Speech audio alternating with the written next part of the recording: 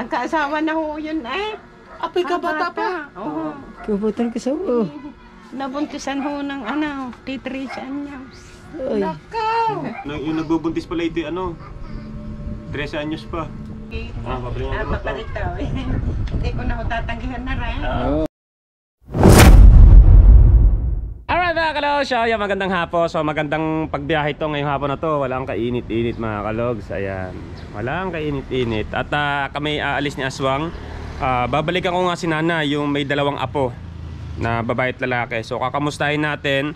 Tapos ano ba mas maganda, bibili natin sila ng isang sakong bigas o ikakastalan natin para sila na lang bibili. So pwede natin siguro cash na lang para may pambili sila rin ng ulam. So 1,000 lang naman ay aabot natin sa kanila. At least nadadalo natin, nabibisita natin si nanay. So yan, at bisitahin natin. Medyo malayo ang biyahe mga kalog, sa Matabungkay pa. Matabungkay pa yung biyahe natin. At gugulatin natin at isusurprise natin si nanay na sasabihin ko sa kanila na hindi ko talaga sila nakakalimutan. Ayun. So kaya bibisitahin natin. At yung about do sa bahay nila Princess, so wala pa, naghuhukay pa lang, kaya hindi pa tayo makakapagtrabaho doon, kaya hindi ko pa na iba-vlog. So pagka natapos na paghuhukay noon ay iba-vlog natin yung yung paggawa ng CR. So ayun. At update din kay Joy. Baka kilala si Joy mga kalogs, yung may gueter dito. So ang update natin doon, ipapagamot daw ni Sir Ben yun, si Joy. So hindi ko lang alam, nagkantay lang ng go signal ng Sir Ben. Tapos yung sa bahay ni Joy, hindi ko alam kung merong magpapagawa o something. Abangan na lang natin mga update natin sa mga ganyan charity natin mga kalogs. So mga kalogs, kita-kits tayo sa lugar ni nanay. At ipapakita ko sa inyo kung may magandang madaanan tayo, magandang view. Ipapakita namin sa inyo yung pinakamagandang view na yung mga kalogs. So kita-kits, let's go!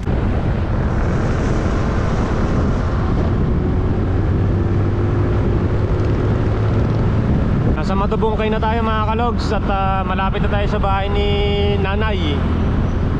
Yan, at makikita ulit natin sila at makakamusta natin sila. Matabungkay! Dito na yun eh, dito. Dito yan, sa kabila. Shout out daw, sa nakamotor na yung kanina. Papasok yun eh, ito. Dito.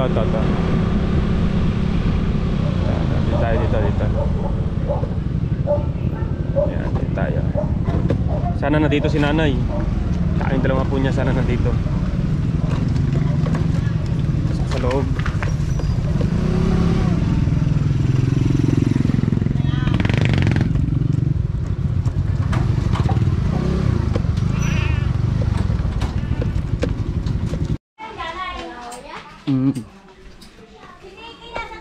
Ay, ito. Right. Sakit ito.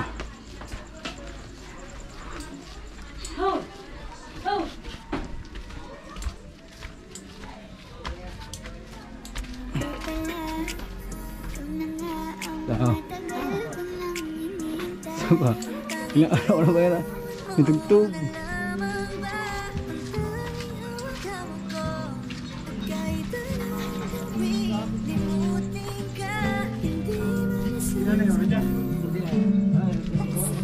May tugtog log.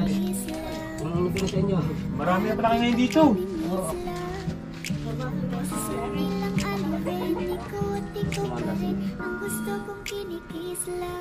Kaya ano naman ako nito? Dali ako yung tatay ng ano. Ito? Dito, saka yun. Si Kuhan. Tanda. Ay mo na ako. May tugtog kuya. Okay lang. Ay bata na ako. Dito tayo dito. Pasok ko kayo, pasok. Tayo sa loob. Pasok kaya. Tantay ka na ba buksan ng ilaw? Ay mo na. Nanay, natandaan niyo pa ako nanay. Sita mo lang kayo. Kaya biglaan. Vlogger. Oo. Baka na nito Nakubad ang bata. Bawal sa Hindi, okay lang yan. Basta hindi ubod yung pits. Mapawis naman na ako. Ang laki na. Nasaan ate mo? Ate mo? Ha? Naigib? Hindi ho. Nandun sa kabila. Nagkaasawa na ho yun eh. Apoy ka bata pa. Oo. Kabutan ka sa ulo. Nabuntisan ho ng T3 anyos. Ay. Nakaw! May anak na, buntis pa lang. Anak-anak na ho. Ako may nakaya. Ay di magkasama sila mag-asawa. Oo, magkasama naman ho sila. Ay siya mga kalogs, yung si Ineng, yung kapatid nito. Yung panganay ho din. Ay yung panganay na bata. ay kayo. nakapag-asawa at nabuntis daw ng 13 anyos. Ay, ari ko lang ang naging boyfriend katabing aray. Oh, nasan ho si Ineng? Nasaan na? Nado nun sa kabilat, may birthday na no yata doon.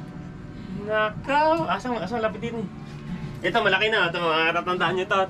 Tatandaan nyo ito. Nagbalot tayo. Laki na. Liit yan noon. Ang liit.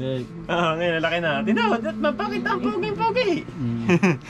Malaki na rin yung anak. Nakapalaki yung nagastos daw. Tatatandaan nyo ito. Yung batang maliit na kalit-liit pa niya noon eh. Oh. Napapunta ho doon sa anong mga anak eh, doon sa metro. Oo. Naku, Diyos ko po, doon ho pala namin pagkamahal-mahal. Oo. Basahan po yan. Ay, basahan pala ito. Yan pa ba? Walang bato nakagod eh. Okay lang yun. Ay, hindi. Ito yung anak niya. Hindi ho, ari ho eh. Ang bilis pala, Di nakaano mo na pa agad. nakauwi na dito yung sinasabi ko sa inyong anak ko. Di ito ho, ang naging anak ay ari ho, ang dalang pauwi, aring isang ari. Nabuntis na ho uli, ari naman. Ayun na ho, tatay. Ayun na ho, asawa ngayon ng anak ng inyong anak. May lagnat din ho, kaya hindi nakalabas. Pareho nang nilagnat. Saan ho kayo galing yan? Wala lang, binisita ko lang kayo. Parang kayo yata yung payat niya. Yan. Nakikita niyo ako, sa bagay nakakita. Hindi, mataba ako, akala niyo lang. Akala niyo lang ako payat, pero mataba ako. Nako, tawagin mo na ang ate mo, dali. Sabi mo na dito ako, dali. Tawag. Agad. Kamusta na, sabi mo na dito ako. Laki na ho ng anak eh, magsasampa. Mga kalogs, punta ka din eh, di aswan, lapit mo din eh, konti. Mga kalogs, kung natatandaan nyo, yung apo ni nanay na yun yung lalaki, yung bata. Ayun, Tapos bata. yung babae. Oh, dahil pala doon. Ngayon, may anak na pala, nabuntis ng kabata-bata, 13 anyos daw eh, ayan. Nanganak ho, 14 eh. Nanganak ng 14 anyos. Ilang taon ho ang asawa? 23 ho. 23 na. Sa halos 9 na taon. Di sabi nga ho ng iba, ihabla daw. At sa bagay ho, tama rin ano yun. Ay, ayaw naman ho maghiwalay din. Ay, di maghiwalay. Oo ha. Ay, ganyan ho talaga eh. Nagmamahalan eh. Wala ho Yun tayong na yan, magagawa ho doon. namin.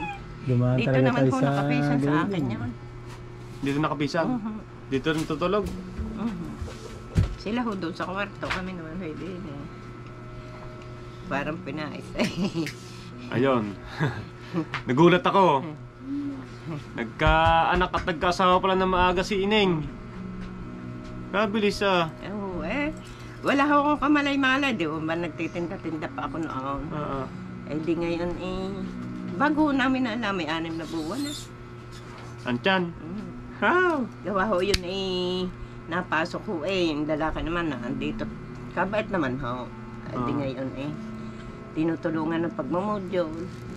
Ay ano ho ang hanap buhay ng inyong kanyang Ay asawa? sa ano ho, nagpapanday ho. Papanday.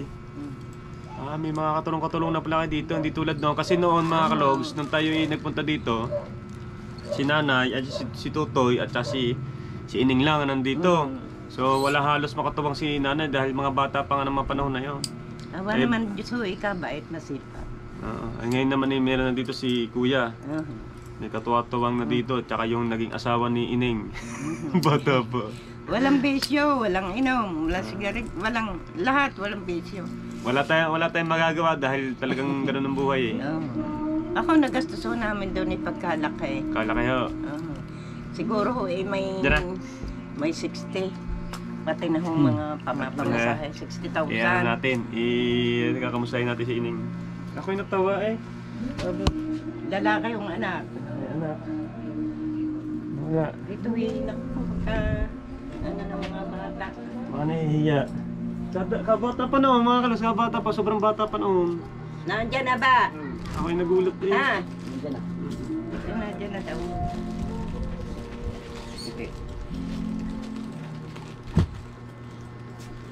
Wala ka nito. Anong grade mo na? Grade 4. Grade 4. Grade 4 ka na. Nasaan si Mikaela? Ayun o. May anak Parinig na. ka. Upo ka din eh. Resi na ano. Grade 4 pala. May anak na, nanabay. Oo. Tumaba nga. Isok na rin. Nasaan si Tutoy? Ha? Ayan. Yan o, kanyang anak. Bata. Opo, kalini. Kalini. Titingnan daw ang bata. Elbo. Nagkaanak ka na pala. Ilan taon ka na ngayon? 15. Kapipiptin ng daan niya noong, di ba kayo nagparito noon eh, reset ba? 12. 12. Birthday din nila, birthday din ho na rin. Hindi nga pa kayo nakapaghanda noon. Mga kalag, nagpunta tayo dito noon. 12 anyos pa siya. Tsaka ito, napakaliit pa noon. Eh ngayon, ayun, may anak na. 15 anyos na rin naman ngayon. Oho. Kaaga mo nag-asawa ah! Kaaga mo nagkaanak ah! Oh. Ay wala naman hong ipon ng mga ayan noon. At nakaipon lang ng 18 na. Ang laki pa ho ng Ayun yun, mga kalag. laki pa ho ng aming Ano ba eh? naging utang. Oo. Eh di hindi rin ho nagkasiya. Di ako may nanghingi na sa aking mga katropa. Hindi ko naman alam eh. Yung mga may kabata-bata pa. Na gayon na agad na nangyari. Sa Tursol. kaunting taho lang, nalikom ko'y mahigit 12. Ano ba? Ano ka? Si Sarya? Hindi ho eh, kung bakit ho gano'ng kalaki ang kagat ang gusto. Normal lang, normal. Oo. Hindi, bata kasi siya.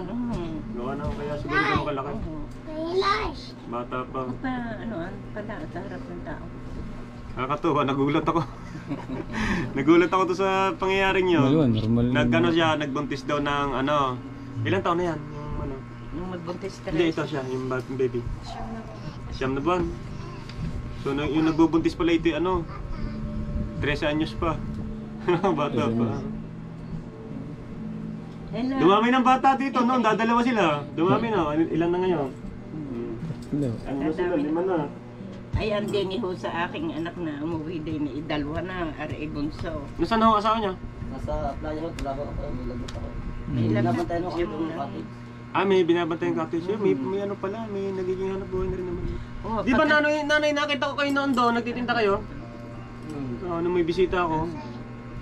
Di ba pinapunta niyo kami daw? Oo nga. Ngayon, Wala pa tong anak nun eh. Wala pa ho. Oo, kabilis siya. Wala pang anak yun doon. Yung nagpunta ka tayo nila, Sir Ben, yung sinundo ka ta? Yung kay galing Maynila, Cavite. Oo. Sinundo Sila mo yun eh, na. wala pang anak yun noon eh. Kabilis ng panahon na. Sa Cavite niya. Hindi ko nakita, hindi ako nakasama na yun. Ako hindi na nangangamba ngayon, marami nakasama ngayon si nanay sa... Sino nakasama mo dito? Si Nana. Oo nga. Noon kasi dadalawa lang, dalawa to, tas kaliitan pa. Kaya lang ho'y kagulo pag maraming bata, magulo. Ang ganyan talaga, masaya naman no. Marami, masaya naman no. Ganda nga yun. Pagdami, pagsaya. Anak ko, kalaki na nito, binata na eh. Bagay kayo mabuktis di pagkadadad mo ng 15. Pagka-insay mag-jowa na rin. Bagay kayo maaga din, pag mag-aaral muna. Ang hirap eh. Ayun, ako hindi na nangangamba ngayon. Natawa kaya ito ng nanay. Aray ako nila ano na. Lababo na. Ano lababo? Okay na. Okay na pala sila ng nanay din eh. Yan ako nangangamba.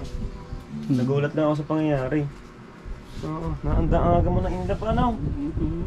Kapit-bahay mo lang pala, naging Ayun lang, kabilang na. Itong kabilang ito. Ito lang talaga. Wala, siguro yung matagal na magkakilala at na love at first sight. Maganda. Wala raw alam si Lola eh, wala raw alam ang Lola mo. Wala ho. Nung nalaman doon 6 months na andyan mo eh. 6 na buwan na. 6 na buwan na eh. Arin man sa daldal. Arin ho, ang panganay din sa aking manugang na ari. Saka arin sa mga. Ilan taon na ulit ngayon? Ilan taon na ngayon? 9 na. Aray. So, 9 na, bago grade 4. May sakit daw kayo na. Ano pa sakit? Ano Pregnant? ang kaso sakit to. Ang akin ng paa, hindi ko na nakapagkasakit. Pero nakapaghanap buhay pa po kayo, hindi na. Sakit to. Nanay, nakapaghanap buhay pa kayo? Hindi na. Hindi Sa na. bahay na lang. Kung nga maghanap buhay pa. Hindi na ho, tahirap na. Usak man eh, mahina na katawan ko. Hindi na lang sa mga bata, bantay-bantay. Nakatanda talaga to eh. Yeah, sige, binisita ko lang kayo. Ito, dito lang nga pala ako dito. Pabili yung gamot. Galing naman hot kay Pabili yung gamot. paparito. Hindi ko na ho tatanggihan na rin. Oo. Pabili yung gamot, saka bigas. Natutuwa ako dumamay kayo dito bigla eh. Ama naman nandiyo sa iya. Ito sa Pinoy Brother kayo. Masaya naman ako dahil dumami nga sila ito, may katuwang na si nanay. Tsaka isa pa nakakagulangtang, bigla nagkaanak kong kabata-bata pa. Okay, nagulat din. Sige ho, tuwi na ako kami. Sige ho, salamat sa inyo. Tumaba ka. Tatakaw naman ho niya kumain. Huwag mo nang dagdagan, tama na muna isa. Ay, kaya ho pag may kailang, face. Ang face, gabi-gabi ho ako, hindi aring ako dyan. Baka makalimot. Ay. Nagpipils. Ayun, mas maigi nga ho at para isa lang muna, Sabi nga kahirap ho doon sa center kanyang anuhan muna, sobrang bata pa. Oo, Kaya kaya napamahal niya kasi bata. Pero napakaalwan ho na rin inianak eh. normal lang anak kayo, normal lang. Nga ho din ako sa batang are.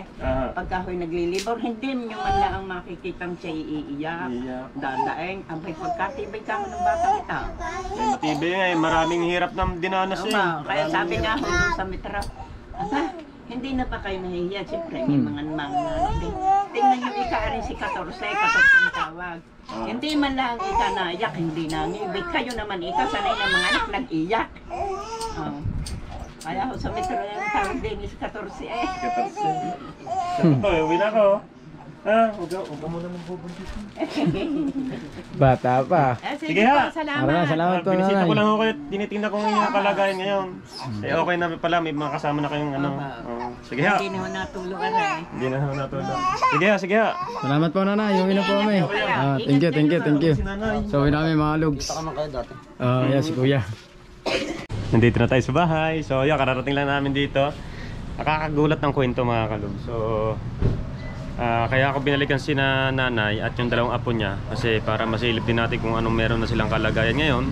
So nagulat ako pagdating ko doon na meron na silang kasamang lalaki, tapos yung anak niya palang babae umuwi, tapos nagkameron ng dalawang anak agad doon nakita natin nagluluto ng lalaki.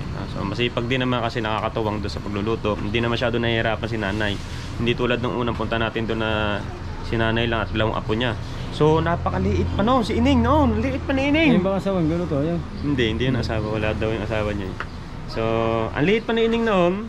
Tapos yung si Tutoy maliit din ngayon na, 9 na taon na pala si Tutoy. Tapos si Ining ay kaka 15 anyos lang. So 14 anyos ay may anak na. Grabe mga kalugs, nakakagulat. So ano ko, totoo na. Ayun, totoo nga, gawa nung pumunta doon si Ining may dala na talaga. Ayun yung anak niya, yung dala-dala niya.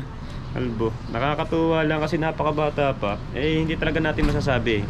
Hindi natin masasabi yung love, yung mga true love, kung kailan dadating talaga yung pagmamahal mo na kahit ganun kabata nagmahal siya, nagkaanak. Ang naging asawa niya ay 23 years old. So pagitan nila is 8 taon. 9 taon yung pagitan nila. So nagulat lang ako dahil sa pangyayaring yun. Ngayon, hindi na ako kinakabahan.